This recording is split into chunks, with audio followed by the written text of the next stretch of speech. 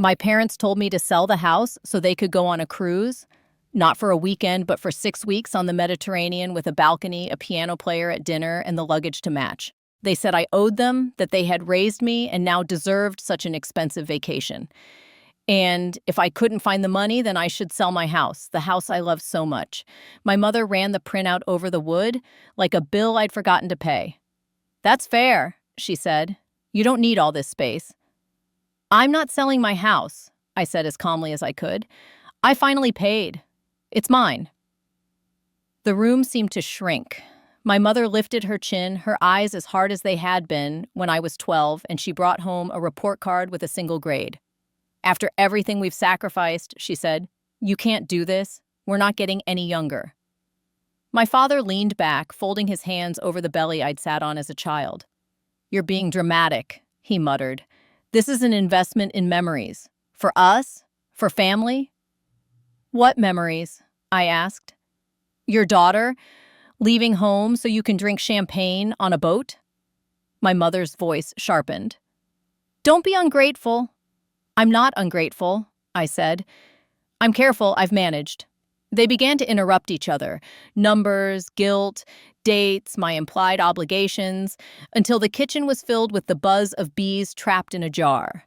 As I stood to finish, my father stood too. He was faster than I remembered. He swung his hand and slapped me across the cheek. The sound stunned the air. My mother didn't gasp. She didn't move. "Ungrateful." He stared down at me, breath sour with coffee. "We raised you. Now you owe us. You owe us." For a heartbeat, the room tipped. I touched my face, feeling the heat bloom under my skin. Somewhere outside, a neighbor's dog barked twice and went silent. I looked at the man who taught me to ride a bike and the woman who cut my bangs crooked to save $5 and thought, how could my own parents see my life as their wallet? I didn't cry. I didn't shout.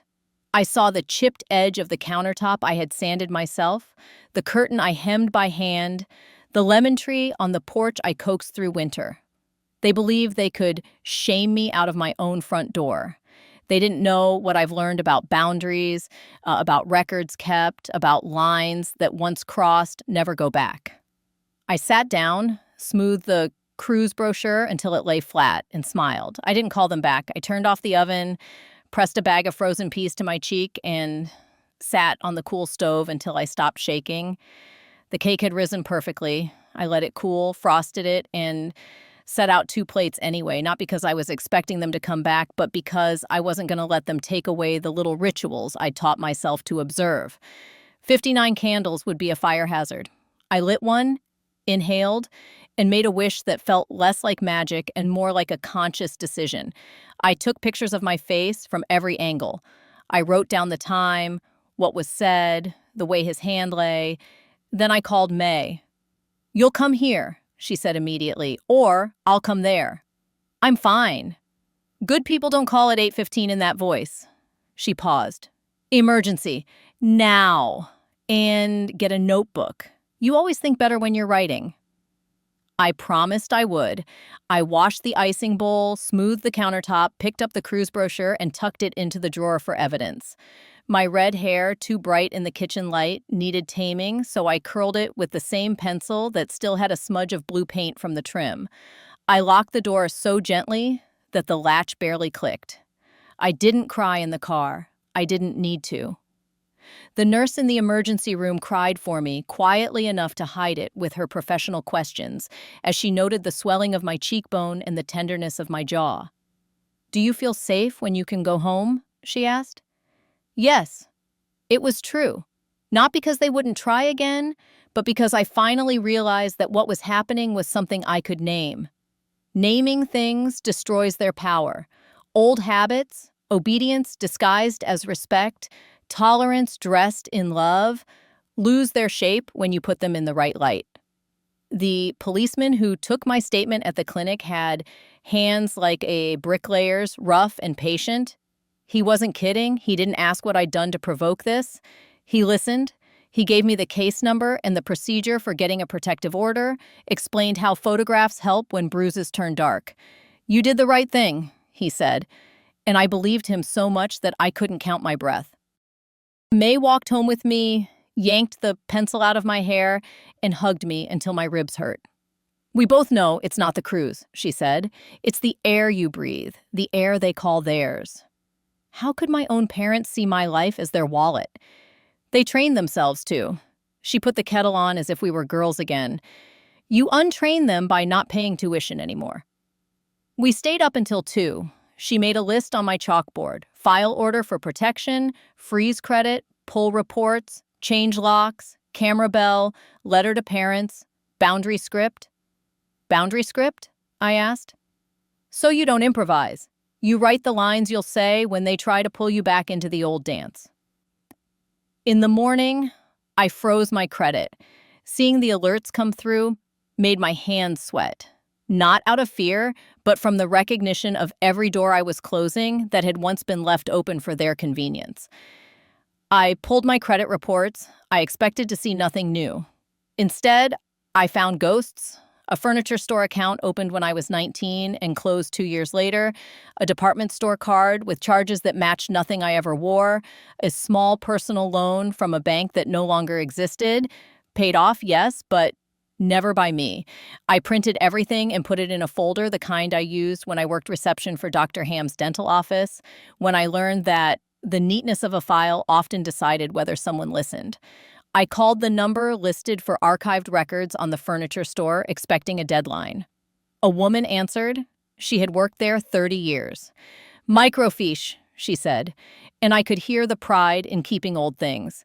"If the signature card survived the flood, I'll find it." May drove me to the courthouse to file for a temporary order of protection. The clerk spoke to me like I was the first person to walk into the fog and ask for a map. I handed over the photos, my neat notes, the urgent care report. The judge signed the temporary order that afternoon. A deputy would serve it, he said. I pictured my father's face when a stranger said his name and handed him papers. I pictured my mother's thin lips, how she clamped them when something didn't go in her direction, as if sealing in words would create the pressure she needed to burst a door open. At home, I swapped out the lock sets May had brought me from the hardware store. Steady, soothing work. I installed a camera doorbell and a sensor light that flooded the porch if a spider so much as dreamed of crossing it. I ate a slice of the birthday cake standing up and tasted sugar with a clean joy I hadn't felt in years. By evening, the calls started, my mother first. "We need to talk. You're being dramatic." No apology, no mention of his hand. I let it go to voicemail, then a cousin I hadn't spoken to in a decade using words that didn't sound like hers. "It was an accident. He's old. He didn't mean it." The pastor left a message about forgiveness, tender and thin, the way someone speaks when they've heard only one side. I saved them all. Evidence isn't just paper, it's the pattern of a story told without you. The woman from the furniture store called back 2 days later. "You're lucky," she said. "It didn't get wet." She'd found the application card from 1984, the contract with finance charges circled in red pen, and the signature.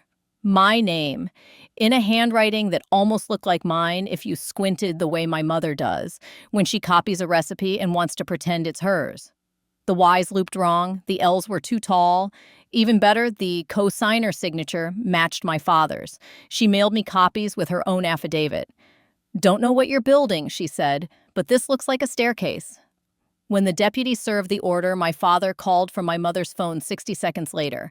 I didn't answer. He left a message. "Ungrateful. We raised you. Now you owe us. You owe us." Hearing it again, outside my kitchen, was like seeing a stain you missed under a different light. I added the voicemail to the file. May found me a lawyer who took a guarded interest.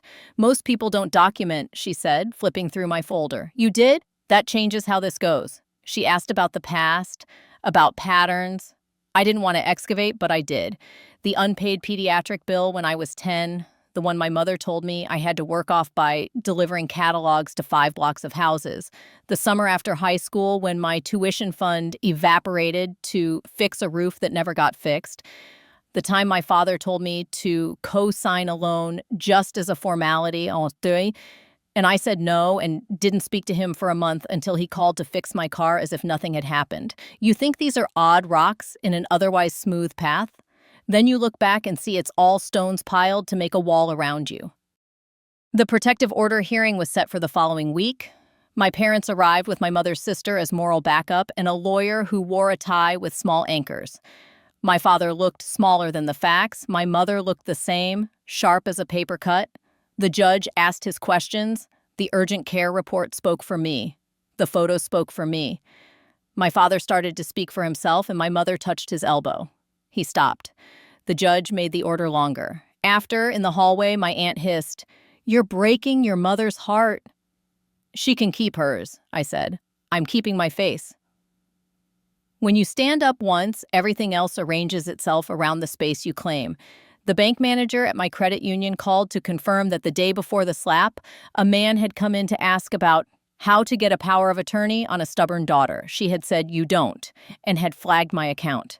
She liked the way I had labeled my folders. She recommended a trust lawyer who walked me through putting the house into a revocable living trust with me as trustee and May as successor. "This doesn't make you invincible," he said. "It makes you clear." The calls from the church grew sharper. A deaconess told me to think of the fifth commandment. I told her I was. Honor doesn't mean financing someone's cruelty. She didn't like that. I offered to meet with the pastor. May came with me and sat in the front pew, her presence a seatbelt. My parents had gotten there first. The pastor's office smelled like old books and lemon oil. He did that tilted head concern that men learn when they want to be seen as gentle. "I understand there was an incident," he began. "My father hit me," I said, "and asked me to sell my house to pay for their vacation." Silence is useful. Let people walk into it with their truths. He did. "They've given much to this church," he said, as though generosity cancels harm like a coupon. "I have too," I said. And to myself, finally. I placed the file on his desk. "If they speak about me from the pulpit again, I'll make this public. Not to hurt them, but to keep the truth from getting rewritten." He nodded, not brave enough to say he'd been wrong, but brave enough to not keep being part of it. The furniture store affidavit arrived that Friday. Saturday, I went to my parents' house with May and the deputy's card in my pocket. The protective order meant I could not go there unless I needed to retrieve property or conduct legal business. What I had was legal business. I left the packet on their porch under a rock shaped like a heart. Inside was a letter, written cleanly, no anger in the lines. I said I would not be their bank. I said I would not be their cushion. I said I knew about the accounts in my name from when I was 19 and the loan I never took. I said if they tried to take anything else, I would file charges. I gave them my lawyer's number, not mine. 2 days later, a new twist in the pattern appeared. The credit union called. Someone had called, pretending to be me, requesting a wire transfer to a travel agency. "We knew it wasn't you," the manager said. She said her hair was brown. "My hair is red," I said, and the laugh that came surprised me. Not from joy, from relief that the sloppiness was theirs now, not mine. I met with a fraud investigator who took the case like a seamstress takes a pile of fabric, seeing the shape in it before I did. He asked if anyone else had my social security number. "Parents keep everything," he said. "Sometimes they use it like a spare key." He suggested a freeze with the IRS and Social Security and a password on my utilities, the small places people sneak into when the big ones close. If you tighten the faucet, people who were used to a steady drip will shake the pipe. My mother came to my porch one morning, white hair slicked back, lipstick perfect. The camera pinged my phone. I opened the intercom. "You're embarrassing us," she said to the camera as if it were my face. "You embarrassed yourselves," I said. "You can mail any communication to my lawyer. You will regret this." "No," I said. "I regret waiting until 59. She left, slower than she used to walk, the kind of slow that isn't caution but calculation. 2 hours later, the pastor called to apologize. "She cornered me after the ladies' lunch," he said. "I told her this is not a church matter." "That's right," I said. "This is a boundary matter." The travel agency reached out next. not the one on the brochure, a discount place that sells exclusive packages to people who like their dreams on layaway. Your mother said we could finalize with your card, the agent said cheerfully. I asked for the reservation number and discovered the dates they'd chosen.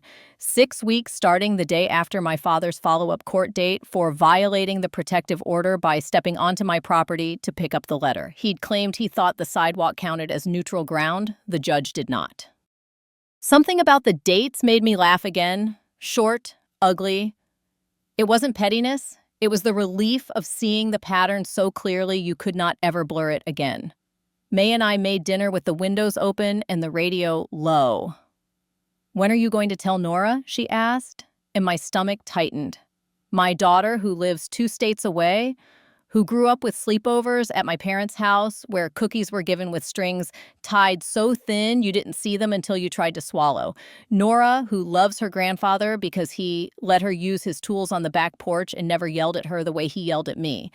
I wanted to protect her version of her childhood. I also wanted to protect her future. I called after dinner. Nora listened without interrupting. When I reached the part about the slap, her breath made a small sound. Did he apologize? No. Then he doesn't get a pass because he taught me to drill holes, Mom. She cleared her throat the way she does when her feelings arrive before her logic.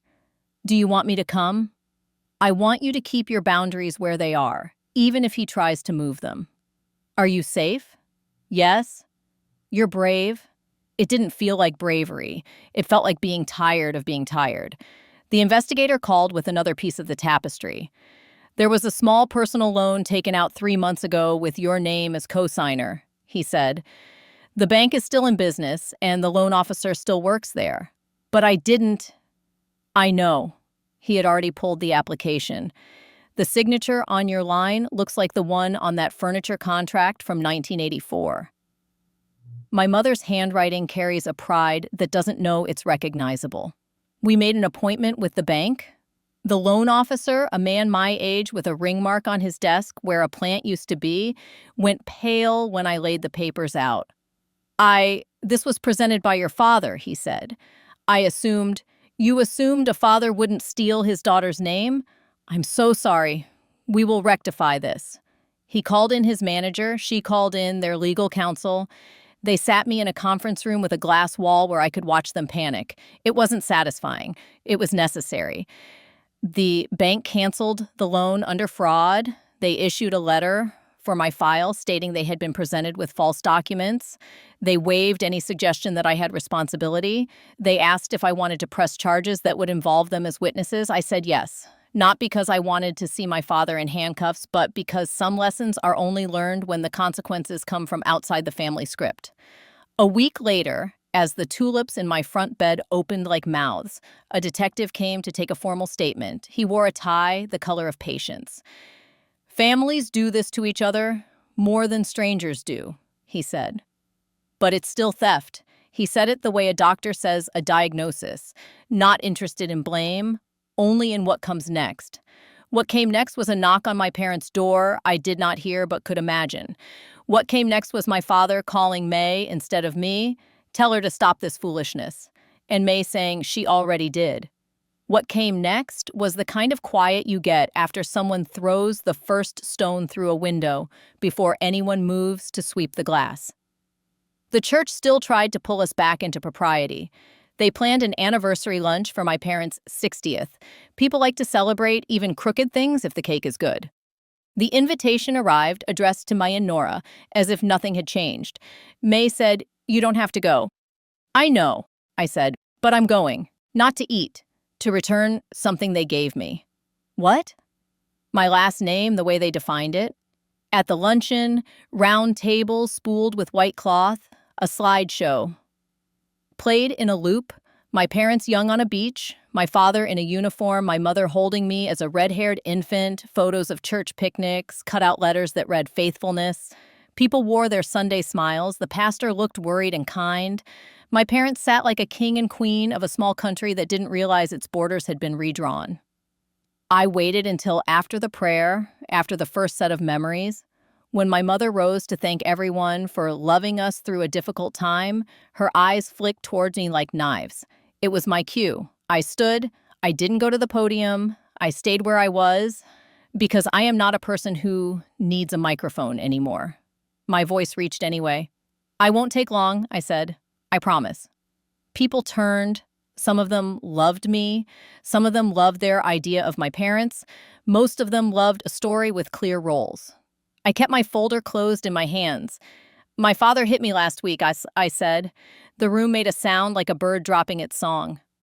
He and my mother asked me to sell my house to pay for their vacation. When I said no, he called me ungrateful and said I owed them. This is what I want to say today. I don't owe anyone a life I can't afford to leave. I didn't show the photos. I didn't pull out the papers. I didn't need to. The detective and the judge and the bank had their copies. I wanted something different here. If you've been told that honoring your parents means emptying yourself until you're a shell of your own story, hear me. That is not honor. That is erasure. My father stood up, slow, as if climbing great stairs. Sit down, he said to me, as if I were 16 and he could still bend me with a tone. No, I said. His jaw clenched. The sheriff's deputy on the wall, the one assigned to community events because the world is not gentle anymore, stepped forward, not threatening, just present. My father sat. My mother's face did something like break and like harden at the same time. I love what was good, I said. I refuse what was not. You can send me letters through my lawyer. I set the folder on the table nearest me. It felt like setting a heavy suitcase down after carrying it too far. Enjoy the cake. I left. May squeezed my hand so hard I felt the press of her rings hours later. We went home to my lemon tree and sat on the steps, and I watched my neighborhood keep living around me. Dogs tugged leashes. Kids chalked hopscotch on the sidewalk.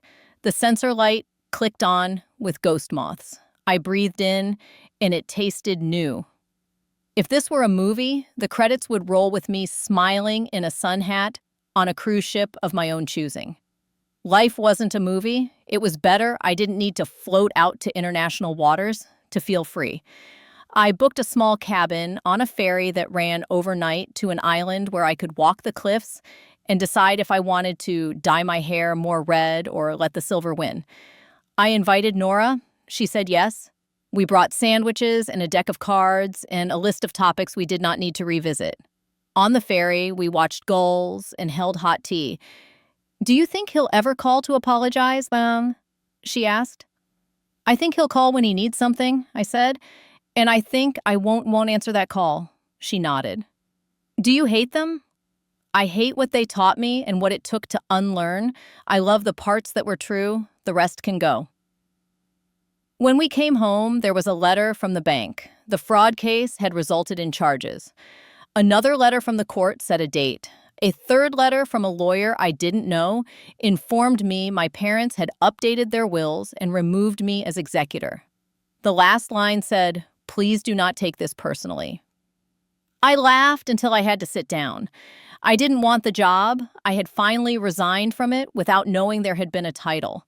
People will tell you revenge is bad, that it rots you from the inside, that it tastes like bile. Maybe the word needs new clothes. What I wanted wasn't to hurt them. What I wanted was to stop the hurt from proceeding like a debt that keeps collecting interest. What I wanted was a reckoning where the math finally counted me in. The court case for the forged cosignature lasted 9 minutes. My father's lawyer tried to argue that the statute of limitations on the old furniture account made the story irrelevant. The judge said, no, it establishes pattern. My mother didn't meet my eyes. When the judge read the guilty finding, my father made a sound like a door closing on a house that had already been emptied. They didn't go on their cruise.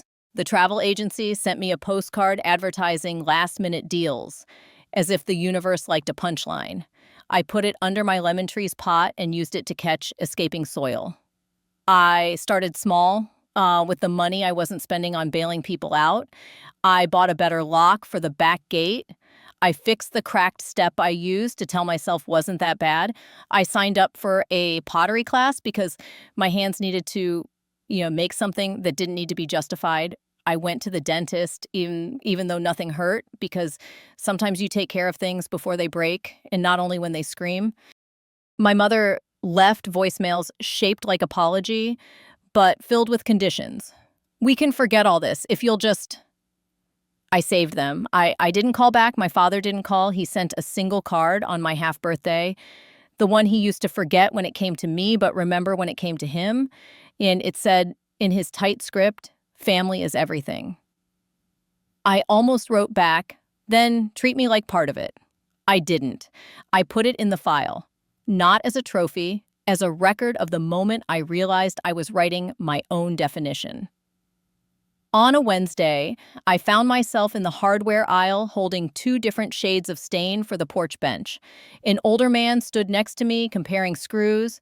He glanced over, saw the bags under my eyes and the ridiculous brightness of my hair under the fluorescent lights, and said, "You look like you won something." "I did," I said. "The right to sit on my own bench." He nodded like he knew what I meant, even if he didn't know the details, the same way we nod when someone emerges from the ocean, dripping and smiling, and we don't need to ask how the water felt. May met me for coffee and told me what I didn't need to hear but loved anyway. "You did not break your family," she said. "You stopped pretending it wasn't broken." At night, when the house settled and the lemon tree made its citrusy ghost in the air, I thought about the day my father slapped me and called me ungrateful. I replayed the way everything inside me went still, a lake refreezing in seconds. People say moments like that define you. They do, but not the way you think. They draw the edge of what you will not accept again, and from there, you start building. My parents still live in their house. For now, they cut back donations at the church. People adjusted. They always do. My mother runs the rummage sale with an iron will and a suspicious eye on the cash box.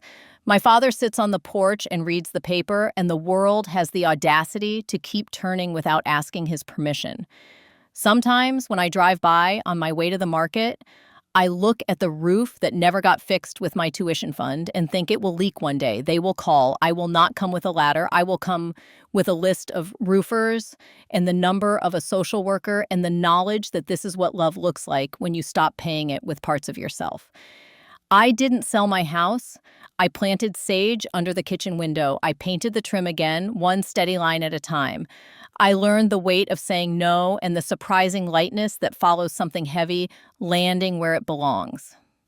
I kept the cruise brochure in the drawer for a year, like a relic of a religion I no longer practiced. Then on a sunny morning, I folded it into a paper boat and set it on the puddle that collected at the edge of my driveway after rain. It floated 6 inches, tipped, and sank.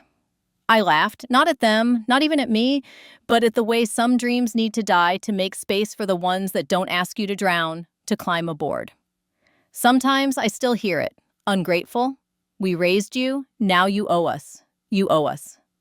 It arrives like an old radio signal on a clear night, the kind you can tune in without trying.